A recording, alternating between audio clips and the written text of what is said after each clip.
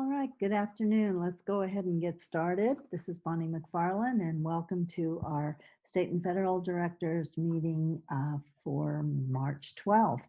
And joining us today is our team, Jeannie Keith, Adrian Balcazar, Amy Tomomatsu, Evan Bartelheim, and Rachel Garcia. And you'll be hearing from each of them as we go through today's meeting.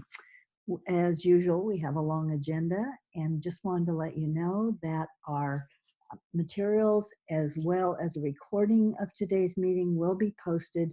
So if you have to leave and we go a little bit over, please know that information will be there for you, and we're always here to answer your questions. All right, let's take a look at today's agenda. First of all, we're going to have an LCAP update. Some of you may have joined us last week on our LCAP Zoom meeting. And if you did, you know there's been some updated information on the LCAP and requirements for this year. So we're going to have a brief update on that. Then we want to look at the LCAP federal addendum. There have been a number of questions people have had related to the addendum, and we just want to clarify that and what you might be thinking about relative to the addendum at this time. Next, we'll have a brief update on federal program monitoring. That's always on our agenda. And federal program requirements. We have a few updates on a few areas regarding requirements during COVID-19 and how those may have changed or remain the same. We also have an update on CARES Act funding, particularly focused on the Equitable Services requirements. We've been awaiting federal guidance on that, and that's been released, so we'll be reviewing that. We also had an update from CDE regarding comparability requirements. They've been working on that for some time and shared some information last month, so we'll be providing an update on that. And then, of course, in our Q&A, next slide. As always, we ask you to submit questions in the chat, and we'll respond to those that we can during the meeting, but oftentimes we want to go back and research those answers to make sure we give you a full and complete answer. We'll get those out to you in the FAQs within the next couple days. So please ask questions. Your questions always lead us to seek more clarity from the department sometimes on these issues. All right, I'm going to turn it over to Jeannie, who's going to share a brief LCAP update with you. Thank you, Bonnie, and good afternoon, everyone. Hope you're well. The LCAP update this afternoon will provide information about the new timelines and requirements for the LCAP process required through Executive Order N5620 and focus on the new written report to the community that is required as a condition for the extension of the timeline for the adoption of the 2020-21 LCAP. Next slide, please. Per the executive order, a written report to the community is due July 1, along with the submission of the annual LEA budget. Additionally, the 2020-21 LCAP has a new due date of December 15th, and the template and process for this submission is pending legislation. And the 2020-21-22 LCAP, using the template approved by the State Board of Education in January, is due next July 2021. Next slide, please. This slide provides an overview of the reporting requirements for the new written report to the community, the LCAP and budget submissions for the upcoming school year and for the following year. Specifically, the order extends the deadline for an LEA to adopt the 2020-21 LCAP from July 1 to December 15, 2020, and waives requirements for LEAs to adopt an LCAP before it can adopt its budget due July 1, 2020. As a condition for this extension, LEA's governing body is now required to publish a written report to the community describing programmatic changes they've made in response to the COVID-19 emergency and major impacts of school closures on students and families. This report must be adopted at the same meeting at which the governing board adopts the 2020-21 budget, and the report must be submitted with the LEA's adopted budget and posted on the LEA's website. For the 2020-21 LCAP, the order waives the requirement to use the new template adopted by the state board in January. New legislation will address specifics on a modified LCAP process and template. And finally, the new LCAP template approved in January 2020 will be used for the first time in spring 2020-21 as part of the first year in a new 3-year LCAP cycle. Next slide, please. I will focus now on the new written report to the community. Paragraph 2 in Executive Order N5620 creates the requirements for LEAs to adopt a written report to the community by July 1 that explains, 1, changes to program offerings that the LEA has made in response to school closures to address the COVID-19 emergency, and 2, the major impacts of such closures on students and families. This report must detail 3 things: how the LEA is meeting the needs of unduplicated pupils during the period of school closure, and the steps taken by the LEA to support the following: the delivery of high-quality distance learning opportunities, providing school meals in non-congregate settings, and arranging for supervision of students during ordinary school hours. Next slide, please. LEAs will soon be planning their process to address the required descriptions for this written report to the community. How will your LEA organize to provide a meaningful response to the sections in the report to reflect what the LEA did to support families and students in response to school closures?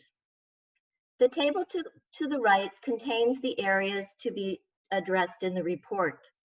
To the left in the box are some questions that might be used to begin a process for addressing the response in any of the 5 areas. In the development of your report, who will be involved? The staff who typically prepare the contents of the LCAP may need to engage additional partners in this work who have supported or had the responsibility to arrange for support in each of the categories addressed in the written report. For example, connecting with staff from curriculum and instruction, technology services, and information technology may inform the response that addresses the LEA's approach to distance learning. Connecting with your food service division and community organizations that supported the provision of food service in the community can inform the provision of continuing meal service during school closures. And an LEA's childcare and development programs and ACES program staff, as well as community partners and your communications department, may have critical knowledge about how the LEA arranged for supervision of students during school closures. Connecting with departments in the district and agencies with whom you are coordinating to provide support for your LEA during school closure can provide information for the report to the community from those who are closest to the supports in each of the areas included in the report. When developing the report, it is important to keep in mind how the LEA's response will address the different programs, various approaches, or the various service models the LEA used across different grade spans or based on student or community needs. How might the response describe the types of supports, including differentiated supports that were provided to student groups based on their needs? Next slide, please. For the adoption of the report to the community, the governing or board or body of the LEA adopts the report to the community during the same meeting at which the governing board or body of the LEA adopts the annual budget, which is due July 1st, 2020. School districts will then submit their written report in conjunction with their submission of the adopted annual budget to the county office. Charter schools will submit their report adopted to their authorizers. And school districts and charter schools will then post a copy of the written report on the homepage of their internet website. Next slide. How do you engage stakeholders in the written report? While a public hearing for the written report is not required, the FAQs from the CDE state that to the extent practicable, LEA should seek stakeholder feedback to inform the development of the written report to the community, consistent with the stakeholder engagement process used to develop its annual budget. With this in mind, LEAs may consider how they will engage stakeholders in the development of their written report to the community. They may want to consider how engaging stakeholders might support the LEA to fully reflect their outreach and response to the specific needs in their community during school closures in their report. The governing board or body of the LEA must adopt the written report during the same meeting at which the LEA adopts the annual budget by July 1. The CDE has recommended that the written report not be a consent item. This would provide an opportunity for the information in the report to be described to the community at the board meeting, along with the information included in the annual budget. It is important to keep in mind the audience for the report is the community. Next slide, please. The eLCAP is available to support your work in this process. The eLCAP portal will include an optional online format to use for the report to the community. Districts may select to use this online format or to upload a PDF of their report using an alternative format for their submission to the County Office of Education. Charters may select to use the online format and save a copy of their report for submission to their authorizer. Moving on to the CDE form. Thank you. Per executive order, the CDE has developed an optional form that LEAs may use for the written report. While the order specifies the content to which LEAs need to respond, it does not require a specific format or template for the written report to the community. The CDE's COVID-19 operations written report template is posted on the CDE website. Next slide, please. I'm going to now share some CDE resources to support with the written report. CDE presented an update on Executive Order N5620 and changes to the LCAP process and timeline. You can access the presentation slides at the link on the slide, and the CDE also provided an FAQ related to the changes, which can also be found at the link on the slide. And now moving on to the next slide. For each of the three specific program areas to be addressed in the written report, our unit wanted to share CDE resources available to LEAs to support their work and to possibly support LEAs in organizing their written response. The distance learning page provides links and tabs where you can access webinars, resources from CDE, as well as resources shared by other agencies. Also available are resources, content, and tools for teachers and parents. And the CDE has indicated that they have not extensively reviewed all these resources and states that it's the individual LEA's responsibility for assessing the appropriateness of any specific resources prior to implementation. Next slide. The meal program is an essential service being provided by our LEAs and a required component of the report to the community. For this component, LEAs will be engaging with their food services or business services offices to provide a description for the report to the community about district and community food services provided during school closures. The CDE website has compiled all the up-to-date waivers and flexibilities, considerations, and requirements as related to meal services during this time of social distancing and school closures. And next slide, please.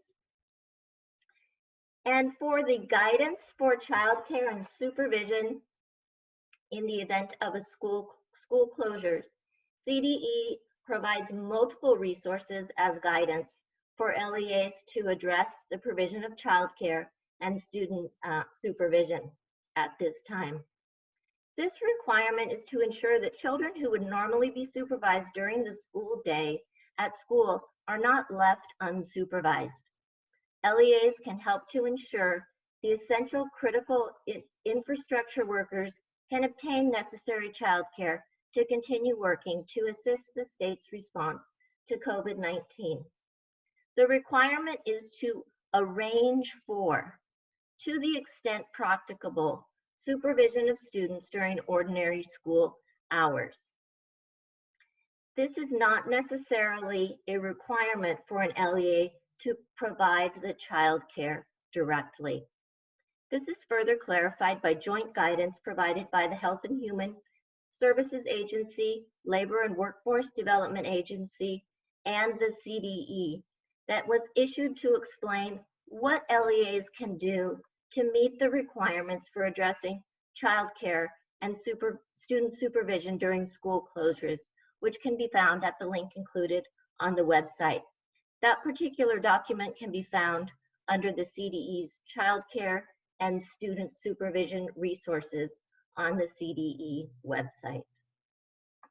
Related to the provision of child care, if the LEA has ACES programs, there was additional flexibility granted to allow for child care of essential infrastructure workers to be served in programs using ACES grant funds, including during ordinary school closures.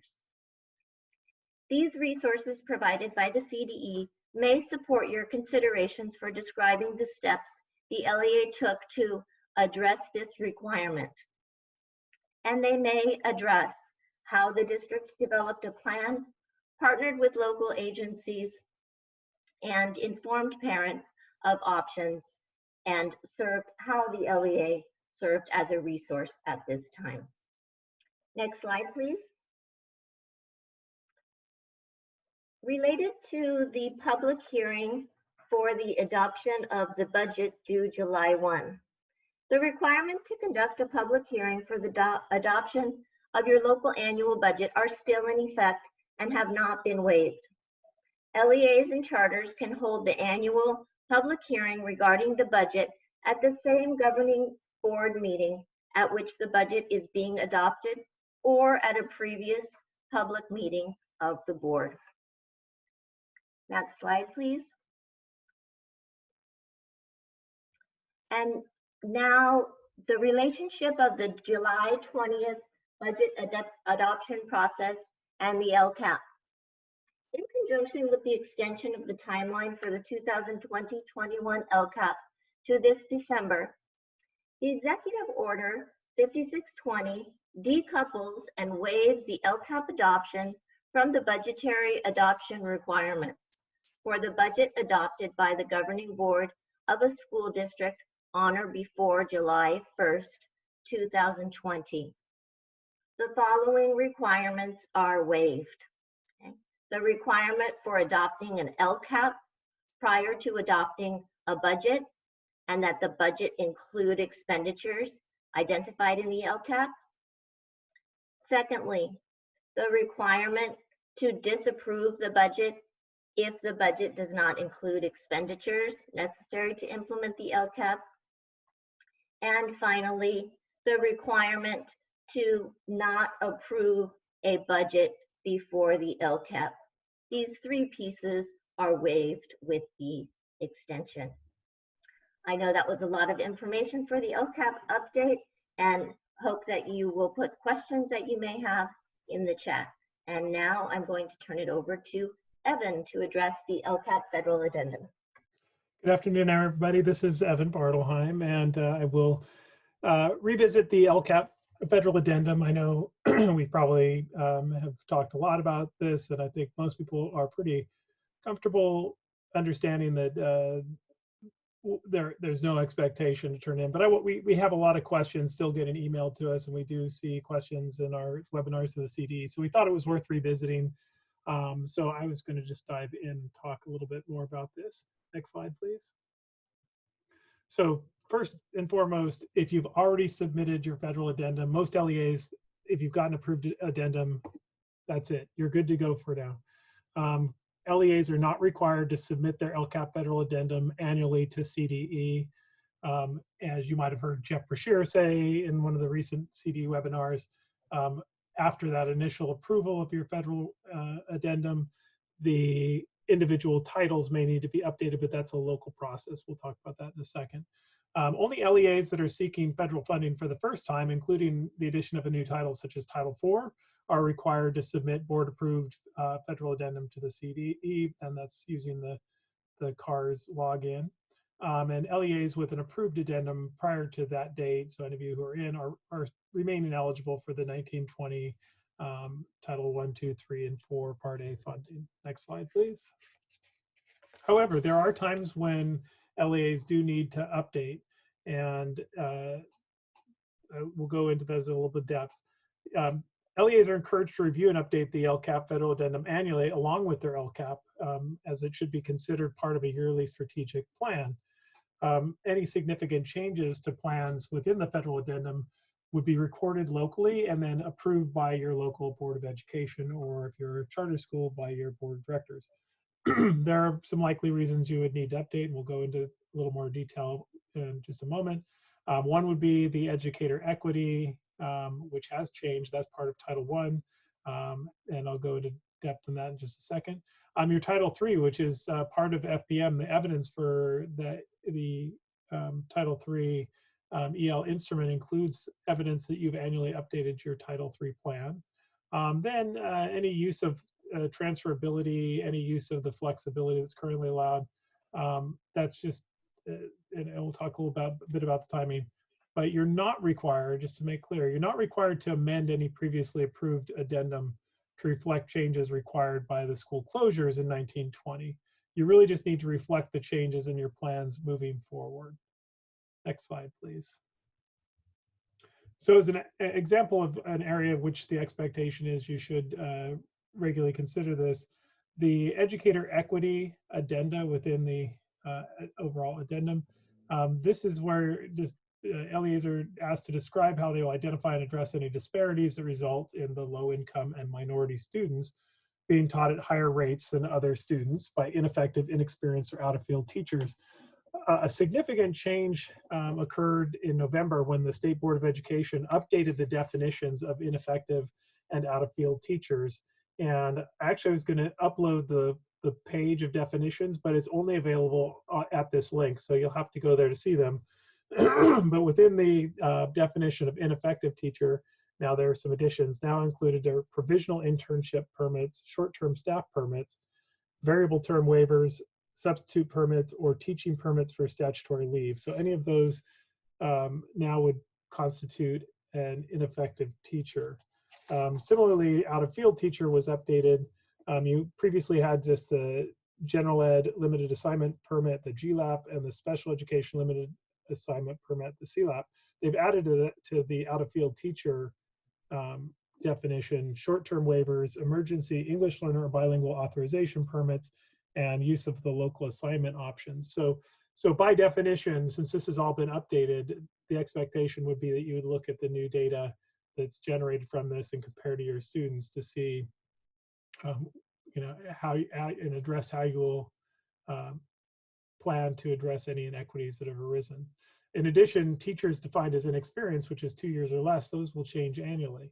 So the good news is that there's a new system, and you may know if you've been following along in the CalPADS world, CalSAS, which is the California State Assignment Accountability System. And it's a merger of CalPADS and CTC data that identifies misassignments. So the process should be much less complex. So that was instituted this year. This was kind of a hold harmless year, but that data should be forthcoming in the next few months. And the plan, at least as far as the timeline went, would be that the LEAs would be given reports that they would review and fix any errors, and then they would report any misassignments. So this actually should be helpful in terms of revising your educator equity within the federal addendum. Just to note, charter schools and single school districts are exempt from this particular addenda. Next slide, please. Additionally, Title III does require, it's part of the EL instrument, that the LEA and consortium must annually update, implement, and monitor their Title III plan for use of funds in a subgrant year. Excuse me. So evidence for that would include the current LCAP federal addendum. So if you have an FBM plan that's looking at EL, expect that they'll ask to see it updated federal addendum for this component. And by updated means you've looked at the plan and you've taken it to your board. And of course, next year, one of the considerations would be how you've built in any school reopening plans, as well as contingencies to address continued school closures and distance learning strategies for your English learners, as well as any modifications that you may have made to your reclassification plan in accordance with the lack of an LPAC summative assessment in the spring with possibility of having one in the fall. So that's definitely one you may want to look at for revision. Next slide, please. Additionally, within Title I, any reservations, any adjustments that you may be making moving forward to your required reservations, as well as your authorized, what used to be known as allowable reservations, would be an area that you would look at if you've made any changes to those based on increased needs. So among your required reservations, you've got parent and family engagement, your homeless services, which may be a significant change in light of the economic issues that are now affecting a lot of families, as well as neglected and delinquent students. Any authorized or allowable reservations would include anything that the district has identified as being a district-wide service. And so you may have some changes there, which you would want to bring before your board as far as a formal modification. Next slide, please. And then a couple other considerations. As noted, if you made any changes at the close of this year, you don't have to go back and amend your plans. I'm sure that there are significant changes to your 1920 expenditures, especially if you utilized any of the flexibility that was granted. However, if you are going to your board to make formal changes to any of the subsections I mentioned earlier, consider sharing out with your board as a matter of transparency and accountability that we always recommend. If you've made any significant shifts to transfer funds, or if you had any, if you're reversing any previously transferred funds, for instance, if you transferred Title IV to Title I, and we've heard the CDE say they'll be reopening the CONAP to allow, if you had done that and you wish to move it back from Title I to Title IV for more flexibility. So if you're doing that, it would be wise to just share with the board what you're doing with that funding. Similarly, Title II, any efforts that you made that utilize the flexibility allowed now under that for the redefinition of professional development. And again, Title IV, which granted a lot of flexibility in terms of the set expenditures. So if you did any of those, just a recommendation, not a requirement, just a recommendation, you may share that out with the board. And that's it for me. And so we're moving on to Adrian. Good afternoon, everyone. This is Adrienne, and covering federal program monitoring and the update we have thus far. As the ESSA waivers have been approved from USDE, we wanted to make sure that everyone understood that the flexibility doesn't mean that you can do anything that you want with the federal money. So during this time of the pandemic, it is a time where we need to actually monitor our programs even more than ever. We want to continue serving the intended students, parents, and teachers. So for the 2019-20 federal program monitoring reviews that have been scheduled from March 16th until June 26th, they are still being conducted and continue to be happening as we speak. Some of these particular LEAs and charters have been given extensions due to coordination between getting files and making adjustments, working with their fiscal department and such. Also, you want to make sure that the CDE wants to make sure that everyone understands that they understand under the current conditions that they want to make sure everyone is doing that everyone is safe, and that as you are addressing all of the needs for clarification, that it is done adequately and safely. And so as a result of the current FPMs that are taking place, CDE is looking at the impact caused by the COVID pandemic during these current reviews, and they are learning a lot from the feedback that's happening while these reviews are happening. And so this can help determine moving forward for the FPM if we are still in the distance learning mode for next year, or how this will impact the future FPM reviews. So for 2021, we know that the FPMs are still in place. The LEAs and charters have been notified, and I believe in June they will be notifying those LEA and charters which specific schools and programs that are going to be reviewed for next year. For the 2021 FPM training opportunities, the proposed dates and locations are here. For the Northern California in Alameda County, and for Southern California at the Los Angeles County, we have August 4th through the 5th, and mid-year in Fresno, January 27th. These are the scheduled. They have been scheduled and confirmed. However, as the conditions continue, it's currently under discussion in terms of the training format. So will it be in person or will it be virtual? That is yet to be determined, but we will definitely keep you posted.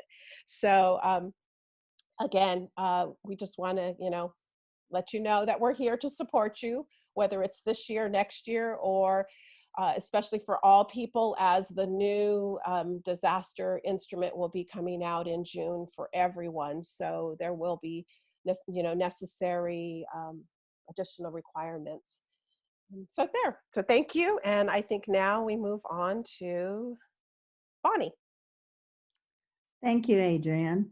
All right, next we want to provide you with an update on 3 ESSA requirements and how they apply during COVID-19 closures. There's been recent guidance from both the California Department of Education and the U.S. Department of Education on these 3 requirements. That includes time and effort reporting, COVID-19 cancellations, and repurposing of equipment and supplies. So let's take a look first at time and effort reporting. Okay. The Audits and Investigations Unit at Division, at CDE recently posted some FAQs regarding time and effort requirements for federal programs, particularly under COVID-19 closures. The CDE document references a U.S. Department of Education fact sheet that was put out on April 8th. The link to the CDE FAQs is on this slide, and the U.S. Department of Education document link is embedded within the CDE document. Next slide. So the question is, time and effort reporting required during COVID-19? And the answer is yes. The FAQs clarify that time and effort reporting continues to be required during this time for employees paid in whole or part with federal funds. This requirement is based on the Code of Federal Regulations, the following sections. Section 200.403 addresses allowable costs. Section 200.430 talks about compensation for personnel services. And then finally, embedded in Section 430, Section I, is the standards for documentation, which addresses how time and effort should be reported. So we'd like to briefly review the requirements, first of all, and then take a look at them some things you might need to consider in relation to the emergency situation under which you're operating. So the standards for documentation say that charges to federal awards for salaries and wages must be based on records that accurately reflect the work performed. Okay? Goes on to say that these records must be supported by an internal control system that provides reasonable assurance that the charges are accurate, allowable, and properly allocated. This should be reflected in your procedures. What are the safeguards that you have in place to provide such an assurance? Your procedures should identify this. Next, they need to be incorporated into the LEA's official records. They need to reflect the total time the employee worked, not to exceed 100%. Even though we know many of you work more than 100%, count 100% of your time, but it must include the total time the employee worked. And if the employee is funded by multiple sources, they must include all such funded activities, including those with state and local funds. Next was new in the revision to the requirements to when these regulations were consolidated from the old Office of Management and Budget circulars, and that is that LEAs must have policies and procedures for time and effort reporting, and they must follow these policies and procedures. FPM now reviews time and effort policies and procedures as part of their monitoring. Finally, the records must support the distribution among specific activities or cost objectives, meaning the records need to delineate specific activities by program, funding source, or cost objective. Next. They also clarified that budget estimates do not qualify on their own as support for program, time and effort documentation. They may be used in the interim. So at the beginning of the year, you budget for salaries based on the regulations, and estimates should produce an approximation of the actual costs. So you sit down, you determine how much you're going to budget from various programs for salaries. And if the time and effort reports differ significantly from what you estimated, then those changes need to be reflected in your budgeting records. The process and criteria for making those changes should be described in your policies and procedures. So when you review time and effort reports, if they don't match the way the employees budgeted, then those adjustments should be made based on your policies and procedures. However, at the end of the year, adjustments must be made so the amount charged to each of the programs is accurate and matches the time and effort reports and reflects allowable activities in the appropriate percentage. Okay, next. So according to the CDE FAQs, policies and procedures are essential and should include timelines for reporting, a description of the approval process, how charges are processed, and an internal review process that's based on an internal controls model. So let's take a look, see what does this include. Okay, so this includes some of the areas, some of the areas that need to be addressed. First of all, how do you determine initial estimates for salary and benefit costs? What's the process for doing this? Do you sit down with your budget person and the program person together? How often are time and effort reports submitted, and who are they submitted to? Who trains employees in completing the reports? How are they reviewed for accuracy? By whom and when? How are they reviewed to compare with budgeted estimates, and who does that? What happens if the reports don't align with the estimates?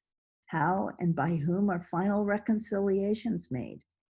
We've included a sample template in the policies and procedures in the handouts that we've developed with CDE that you can use to develop procedures or review your own procedures.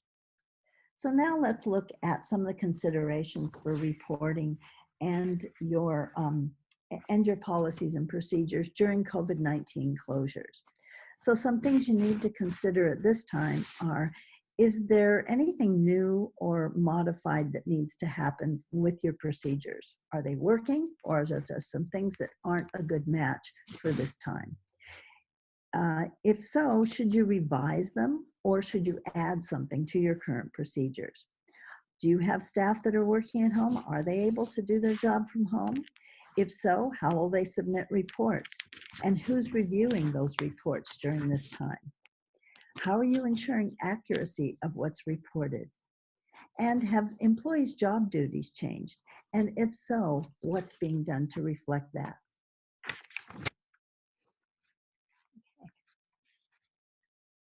Federal regulations allow for paying benefits such as leave if they're covered in your LEA policies and if they're equitably applied to both federal and non-federal awards. So if leave is covered, it must be for all employees, not just for those paid with federal funds. Next. Okay, what if employees are unable to work during this time? Again, you're allowed to pay those employees, but only if your policy is, if the procedures is consistent with your policy regarding paying compensation during extraordinary circumstances. And it applies equally to federal and non-federal sources.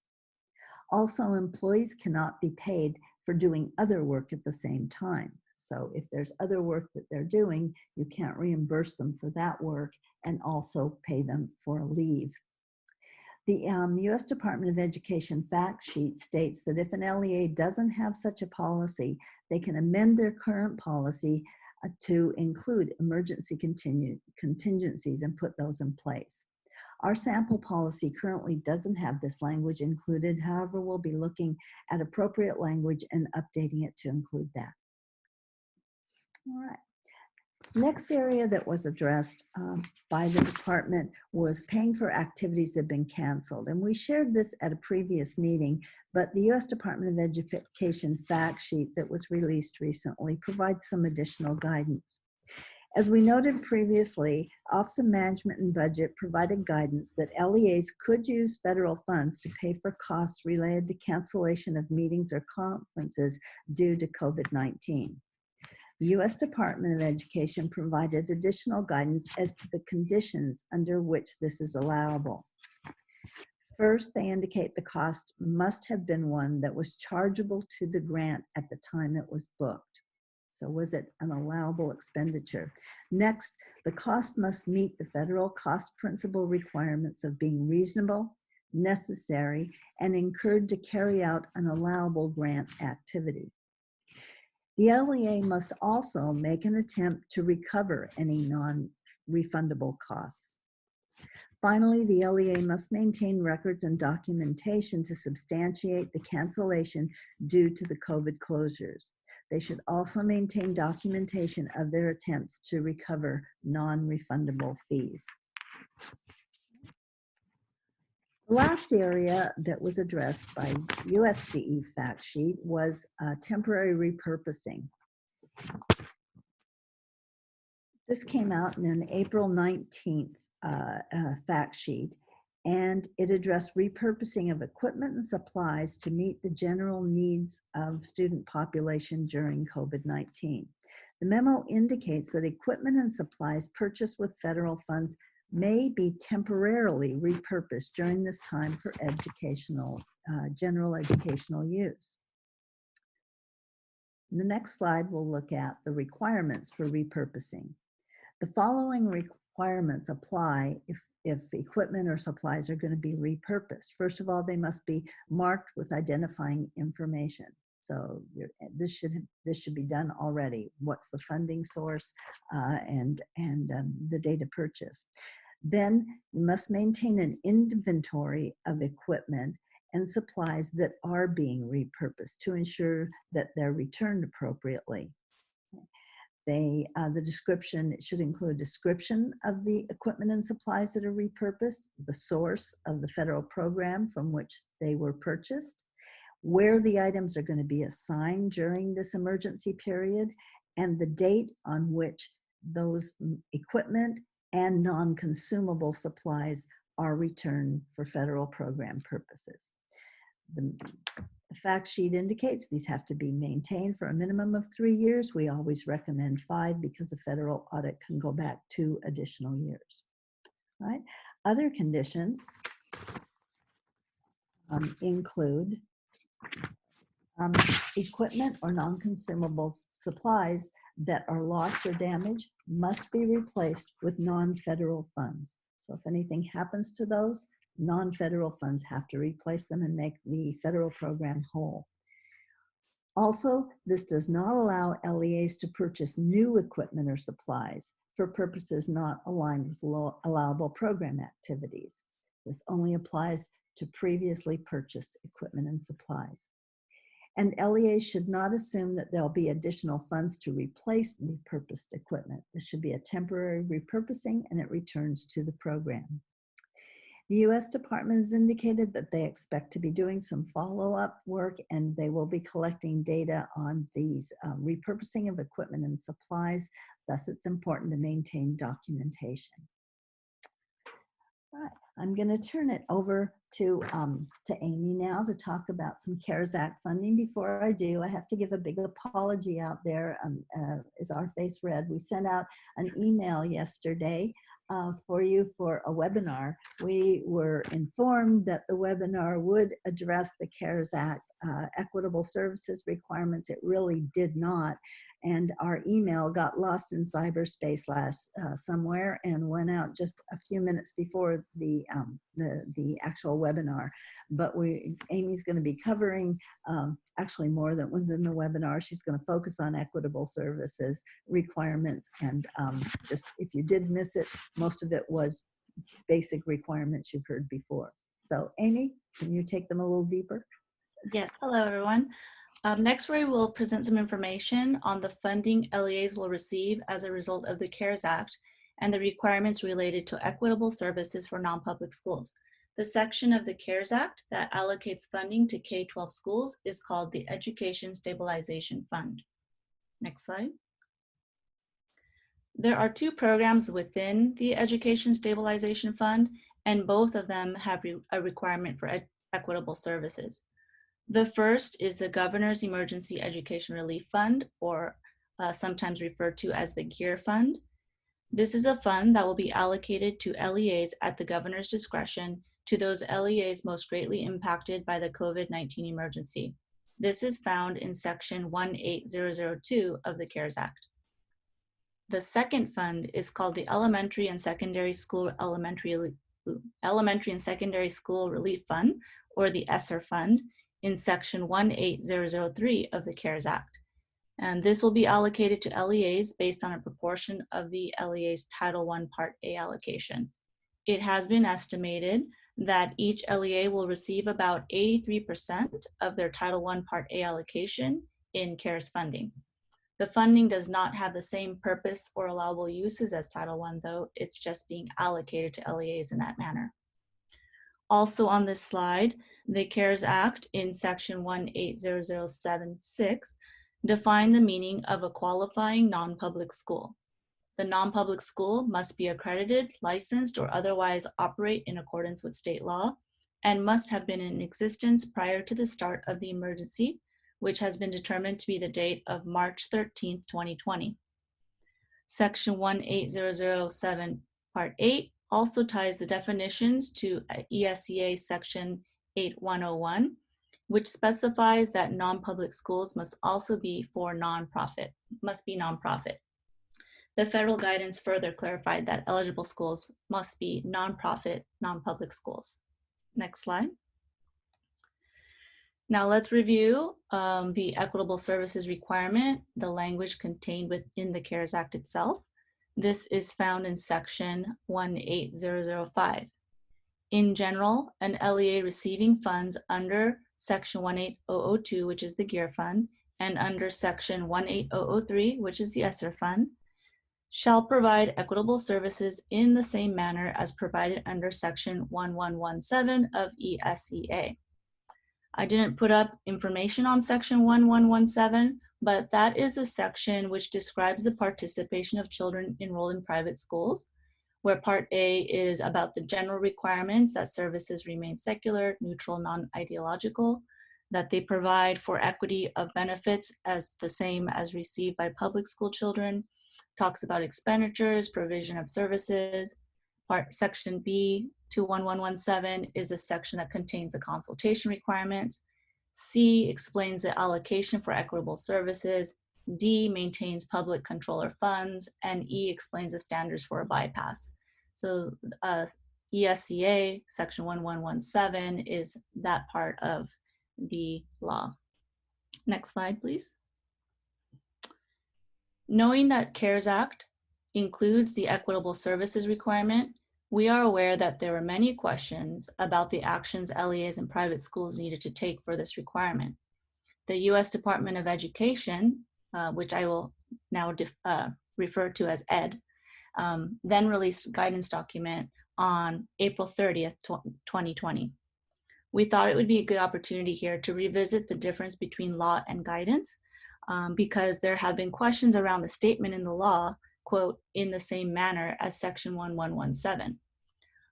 That statement alone has implications for how we would implement the CARES Act equitable services requirements. The law, as we know, is binding and enforceable, but sometimes law requires interpretation in order to carry out the intent of the law in practice. So we now have that April 30th guidance, and the guidance is intended to provide clarity, but we have to remember it does not carry the full force and effect of the law. As educational administrators, we're asked to make informed decisions using what we know is in the law. The CDE provided a webinar yesterday that Bonnie mentioned on equitable services, and for all the questions that we saw coming through regarding the CARES Act, the CDE referred people to this federal guidance, and therefore this is what we will use today as the basis of our presentation. Next slide. So first, which LEA is responsible? Each LEA will offer the equitable services to non-public schools located within their LEA boundaries. For those of you that are familiar, working with Title 1, 2, 3, and 4, this is similar to how you would serve schools for Title 2 and 4. So it'd be the non-public schools located within your LEA boundaries. The proportional share will be calculated based on the total number of children enrolled at that non-public school, and therefore the LEA does not need to collect poverty data. The guidance also states that a non-public school may be eligible to participate even if it had not previously participated in equitable services. So these are all pieces of information that was clarified in the guidance. Next slide, please. Who can benefit from services? Although CARES funds are being allocated to LEAs based on Title I formulas, once the funds are received by the LEA is able to use the funds for all students and teachers, not only those who are low achieving and their teachers, as would be under Title I Part A. So similarly, the guidance clarifies that for equitable services under the CARES Act, there's no limitation on residents in participating public school attendance areas or limitations based on low achievement. And therefore, the LEA under CARES Act programs may serve all non-public school students and teachers without regard to family income, residency, or eligibility based on low achievement. This is why poverty data is not collected and is the funding is based on total enrollment at the non-public school. Next slide.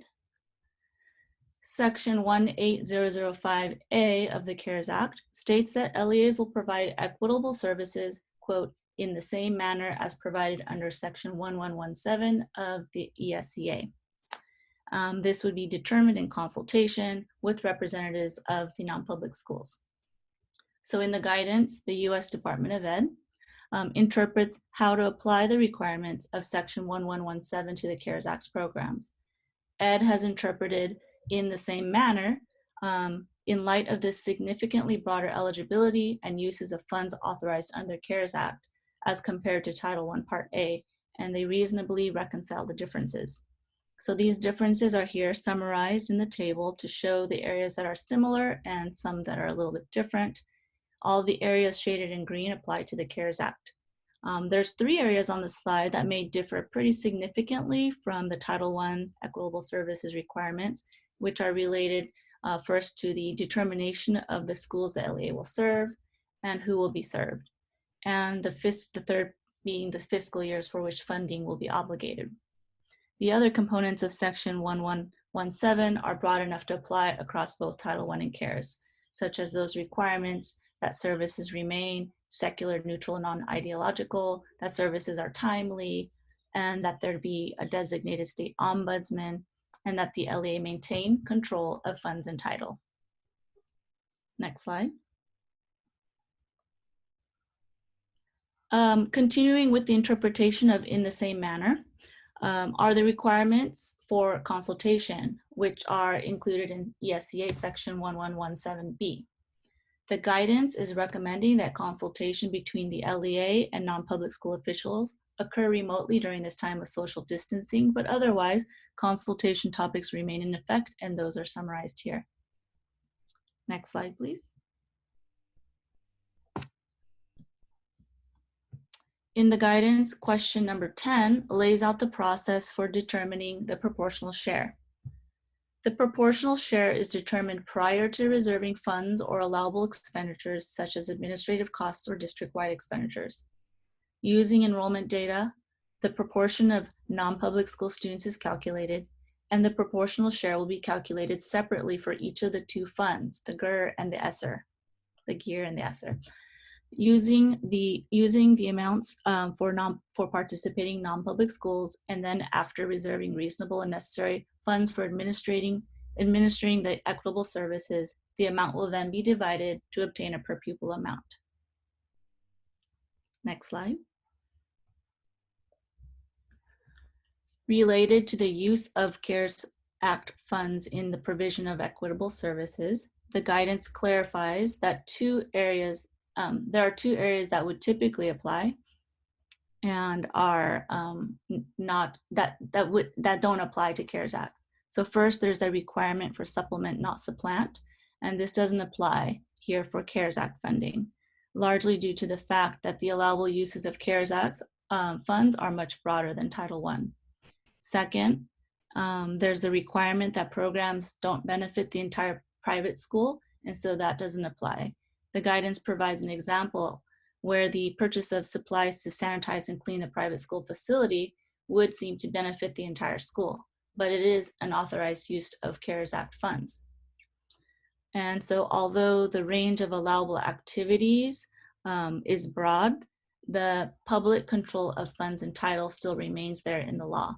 No funds may go directly to a non-public school, and all plans for equitable services shall be developed through consultation between the LEA and private school officials.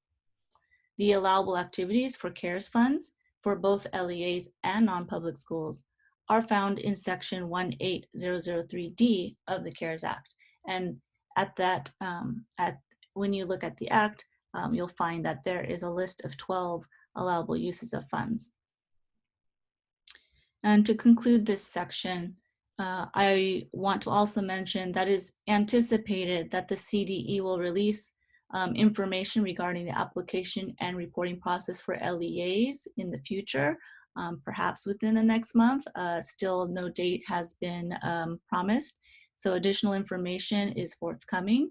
The latest news, as seen as CDE's May 1st COVID-19 weekly update, they announced that CDE had received approval of its grant application for California's share of the ESSER fund as authorized by the CARES Act, and the state of California will be receiving, wow, this is a big number, I haven't read it out loud, I guess that's $1,647,306,127. Yes, and 90% of those funds will be allocated to LEAs based on Title I Part A formulas. Information or funding amounts for the GEAR funds has not yet been released. We also have learned that funds will not become available probably until July, and therefore the authority to spend these funds will be in the 2020-2021 fiscal year.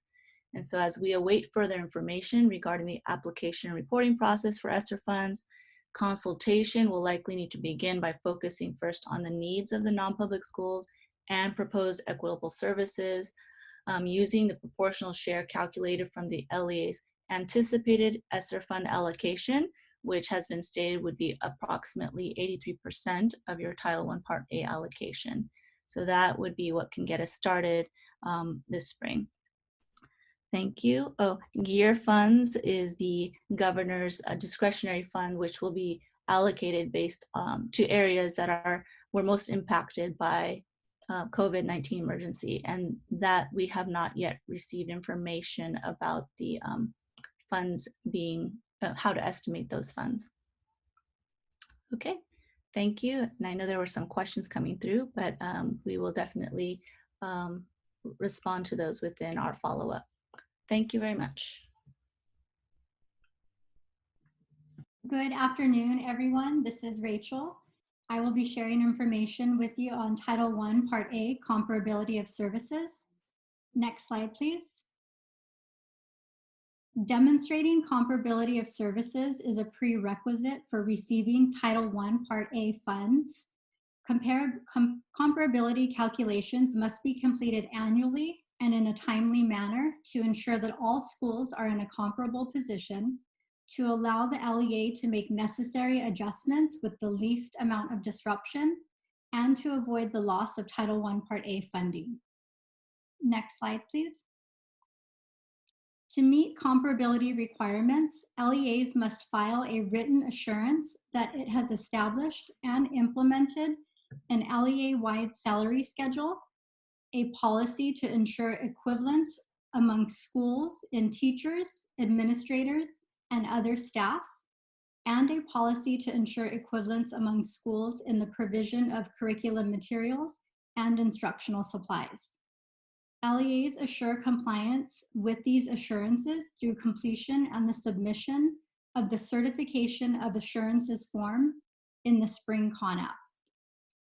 LEAs must also develop procedures for compliance with comparability requirements and must maintain records demonstrating that comparability calculations are conducted on an annual basis. In addition, LEAs must confirm that the student to full-time equivalent teacher ratios fall within a reasonable variance. In California, this has been determined to be a 30% variance. Next slide, please.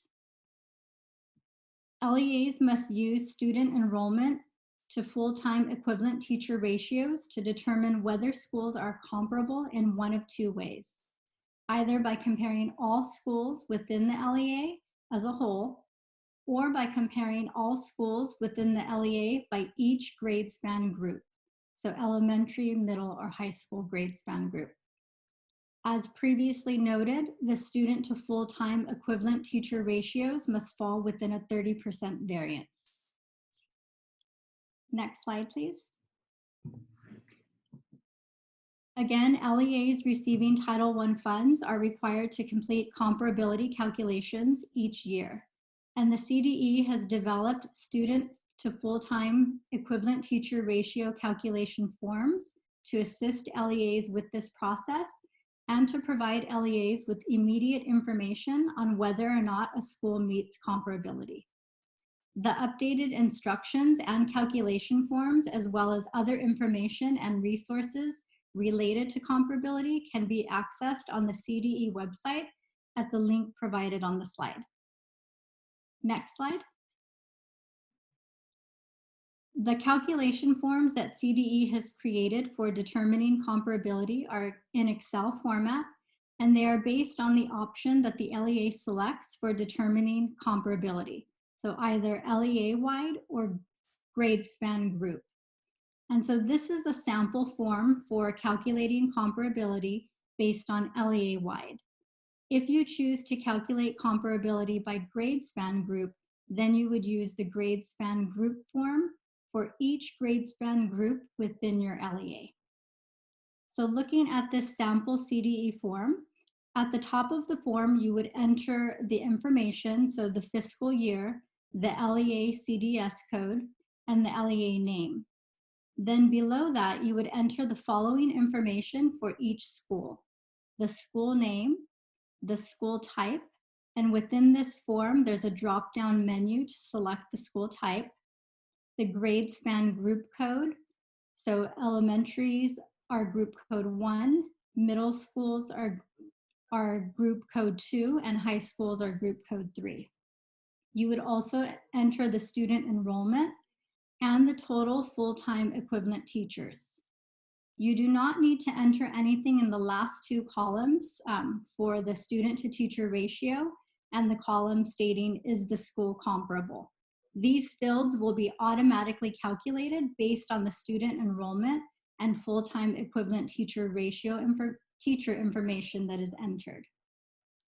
The last column will indicate whether or not the school is comparable. If you calculate comparability based on one method, such as LEA-wide average, and find that a school is not comparable, it is recommended that you try the other option. So for example, the grade span group average to determine if the school is comparable using that method. Next slide, please. These are just some important reminders when conducting comparability calculations. So first, include all schools within the LEA in the student to full-time equivalent teacher ratio calculation forms. Only teachers paid with state and local funds should be included in the calculations. Teachers paid with private or federal funds should not be included.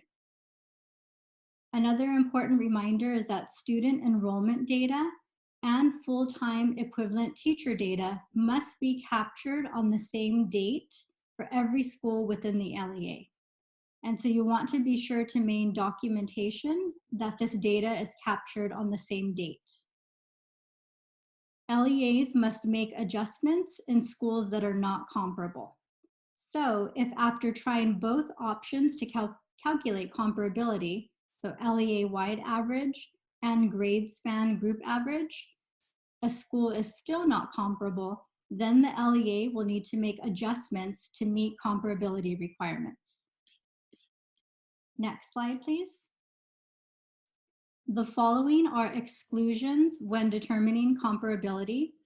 So LEAs do not need to include unpredictable changes in student enrollment or personnel assignments that occur after the beginning of the school year.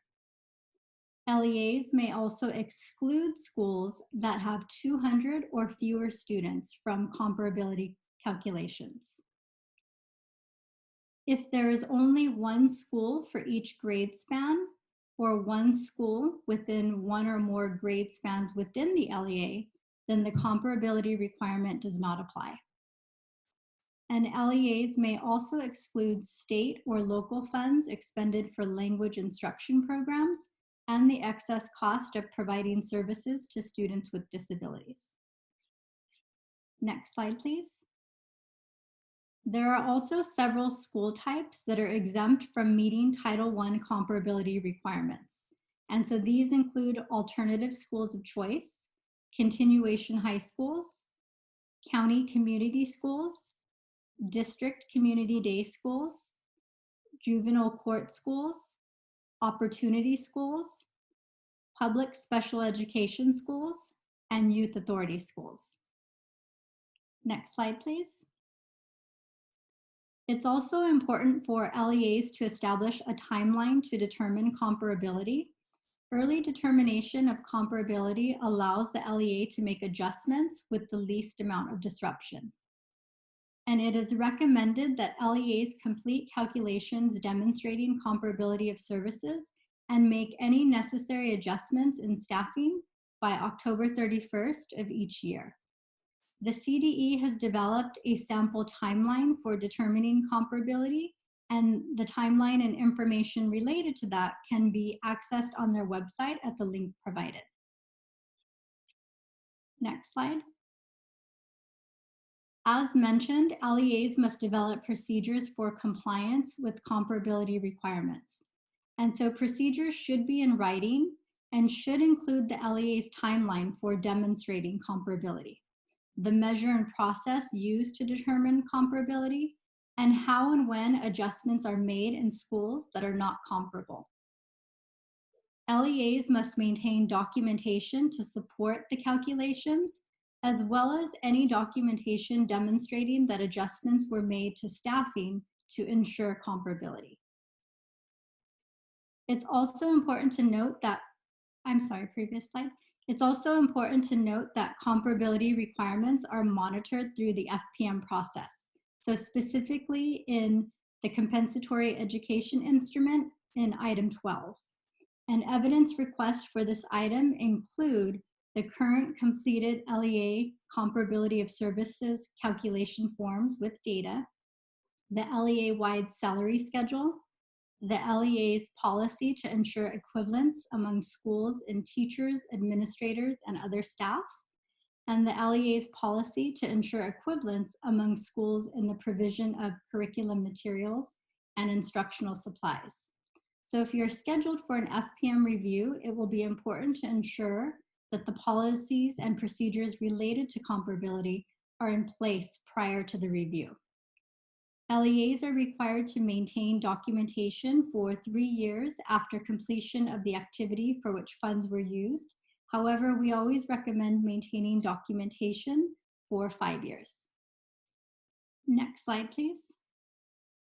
And so in terms of submission of comparability calculation forms for the fiscal year 2019-20 and 2020-21, comparability calculations must be completed and documentation maintained by the LEA. The forms would only need to be submitted to the CDE upon request, such as during an FPM review. And CDE has indicated that in the future, they anticipate that LEAs will be able to complete and submit the calculation forms through the CARS. And so that concludes my section. So I will now turn it back over to Bonnie. Thank you, Rachel. We just had a few announcements we want to share with you. First of all, you should have hopefully received an email from CDE. If you're receiving CSI grants, there's a webinar scheduled for May 27th. Registration is not yet posted. We will share that when it is out, but it will be for regarding your CSI grants. The next had to do with the consolidated application. You also should have received a message within the last week regarding the delay of the release of the spring submission. So it was due to be out May 15th. They have not given us a date on which that will be released. There is no word about any extension of the timeline for submission. They're hoping that will be out soon, the actual release. Part of that may have to do with the fact that there may be districts that will be going in and we're looking at the process for revising their winter submission if they wish to address the transferability requirements. So stay tuned for that. We should get a release date for the CONAP soon. And just so you know, we will be providing a CONAP training virtually as soon as we know the date of the release. Finally, indirect cost rates for 2021 have now been posted on the CDE website. That's important for you for planning. As you know, most of your federal grants contain an indirect cost rate in an administrative cost rate or both maximum. And so for planning purposes, you want to know if your indirect cost rate has changed significantly. That could impact the amount of funds you have available for administering your programs. Okay. So I believe that's all for today. Next slide. Yep. Okay. We will be getting your responses to your questions out within 24 hours. As you know, we want to take time to make sure we have accurate and complete responses to your questions. So we'll be sending those out within the next 48 hours. So you should be receiving those. We do have, we plan to be back with you in the next 2 weeks. And in between that time, please continue to contact us, email us with questions that you have, and any updates that come out, we'll get those to you via email as soon as possible. Thanks so much, and take care, all of you. And we will leave the Q&A open for a few minutes just so you can continue to add any questions that you'd like us to address.